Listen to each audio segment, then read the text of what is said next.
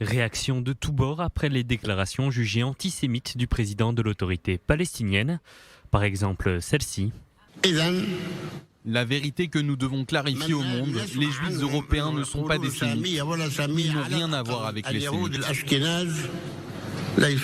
À Washington, c'est l'envoyé spécial des États-Unis pour l'antisémitisme qui a pris la parole. Je suis choqué par les propos haineux et antisémites tenus par le président Abbas lors d'une récente réunion du Fatah. Ce discours a insulté le peuple juif, déformé l'Holocauste et déformé l'exode tragique des juifs des pays arabes.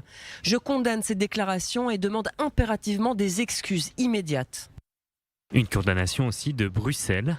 Pour l'Union européenne, les propos du président de l'autorité palestinienne nuisent à une possible solution à deux États, en plus d'alimenter des discours antisémites.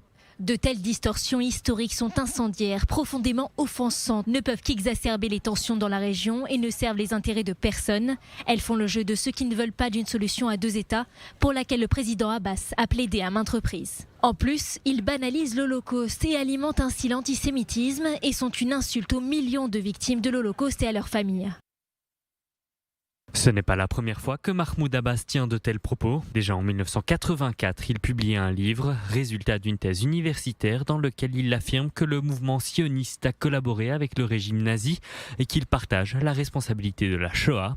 Selon lui, le mouvement sioniste aurait participé à la solution finale pour pousser les juifs survivants à émigrer en Israël. Une thèse antisémite et complotiste à laquelle s'ajoutent de nombreuses déclarations similaires.